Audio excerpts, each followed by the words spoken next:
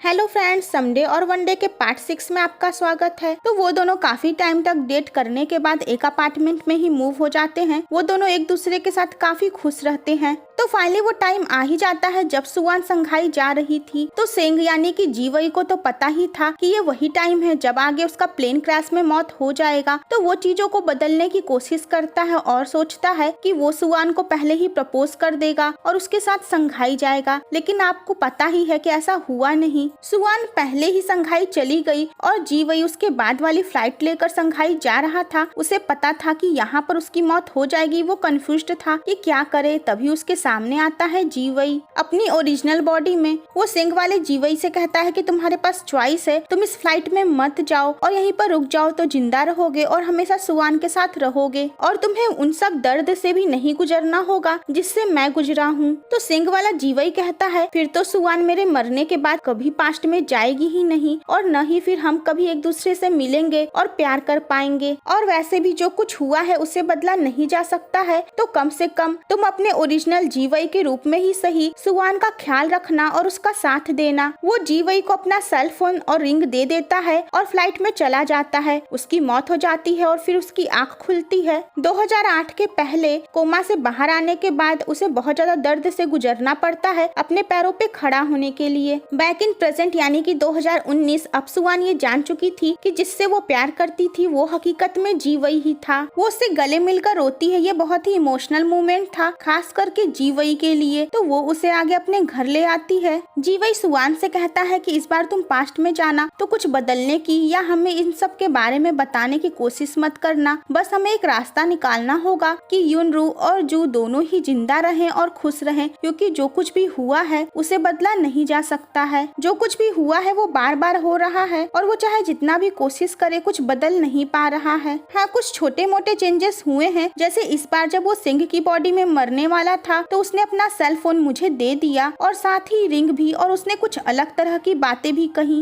वो रोता है कि लाख कोशिशों के बाद भी वो जुन को बचा नहीं पाया। तो सुवान उसे कंसोल करती है। तो वो दोनों एक बार फिर से लास्ट डांस वाला सॉन्ग सुनते हैं। सुवान उसे किस करती है। नेक्स्ट डे जब सुवान जीवई को अपने पास नहीं पाती है तो वो परेशान हो जाती है। फिर उसे वो किचन में मिलता है। वो उससे कहती है कि मैं डर गई थी। फिर सब डिस्कस करते हैं कि वॉकमैन से गाना सुनने के बाद भी पिछली रात सुवान टाइम ट्रेवल क्यों नहीं कर पाई। तभी सुवान को डॉक्टर जी के यहाँ से अपॉइंटमेंट का कॉल आता है और सुवान को याद आता है कि उसने डॉक्टर जी को ही तो युनरू के स्कूल में देखा था। वो जीवई से पूछती है कि क्या तुम इसे जानते हो। तो वो कहता है हाँ, ये मेरे स्कूल में पढ़ता तो था लेकिन इसका नाम जी नहीं जोंग था। सुवान डॉक्टर जी से मिलने जाती है और पूछती है कि क्या तुम युनरू को जानते हो। तो वो कहता है नहीं, ये तो तुम्हारा सपना था। वो कहती है जोंग को। तो वो शॉक्ड हो जाता है और बताता है कि जोंग उससे 6 साल बड़ा उसका भाई है और हम दोनों भाइयों की शक्ल बिल्कुल एक जैसी ही है। वो बताता है कि जोंग 1999 में ही मेंटल हॉस्पिटल में एडमिट हो गया था क्योंकि उसका दिमाग पागल हो गया था। वो कहता था कि उसके अंदर की कोई आवाज है जो उसे लोगों को मारने के लिए कहती है। वो बहुत डरा हुआ था।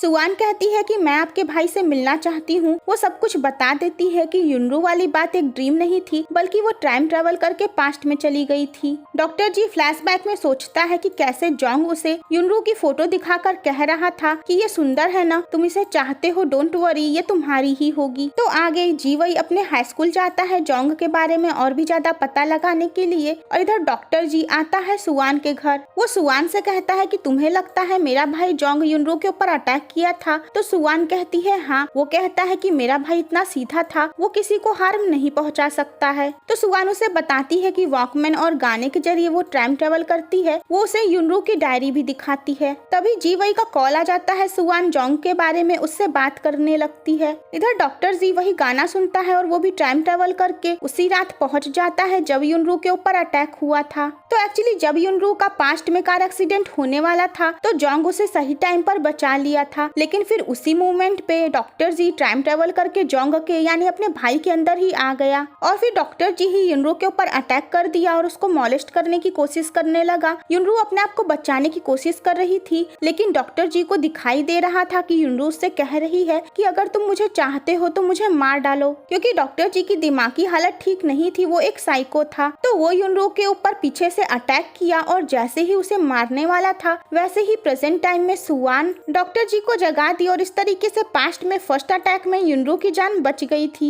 डॉक्टर जी उससे झूठ बोलता है कि मैं बस गाना सुन रहा था और फिर वो आगे उसे इंजेक्ट करके बेहोश कर देता है। इधर जी वही वापस घर आता है और वो सुवान को बेहोश पाता है और फिर वो डॉक्टर जी का पीछा करता है। अब जी वही का पैर खराब था तो उसे उसका पीछा करने में काफी दिक्कत होती है, लेकिन वो डॉक्टर जी को पकड़ लेता है। डॉक्टर जी वही के सिर पे वार कर देता है और उसके बाद वो दोबारा उसके सिर पे वार करके उसे मार डालता है। सुवान होश में आती है तो उसे पता चलता है कि डॉक्टर जी ने उसे ड्रग दे दिया था। उसके बाद उसे ये भी पता चलता है कि जीवई की मौत हो गई है। तो एक बार फिर से अपना प्यार खो देने की वजह से सुवान इस बार बहुत ज्यादा दुखी होती है। सुवान अंकल वू से कहती है कि वो पास्ट में एक बार फिर से जाकर सब कुछ ठीक करना चाहती है, लेकिन वो वॉकमैन लेकर तो डॉक्टर जी फरार था और पुलिस उसकी तलाश में थी। इधर दिखाया जाता है कि डॉक्टर जी टाइम ट्रेवल करके एक बार फिर से अपने भाई जोंग की बॉडी में पहुंच गया। तो वो जोंग की बॉडी में रहकर खुद को यानी कि अपने ही छोटे वर्जन को उल्टी सीधी बातें सिखाता है कि मौत ही इंसान को सुंदर बनाती है। जिसके बाद छोटा जी एक बिल्ली का मर्डर कर देता है और ये देखकर उसकी माँ डर जाती है। तो वो अपने बड़े बेटे जोंग को कहती है कि तुम अपने भाई को समझाओ कि वो ये सब क्या उल्टी सीधी हरकतें कर रहा है। तो जोंग के अंदर भी तो जी है, इसीलिए वो अपने आप को फिर और भड़काता है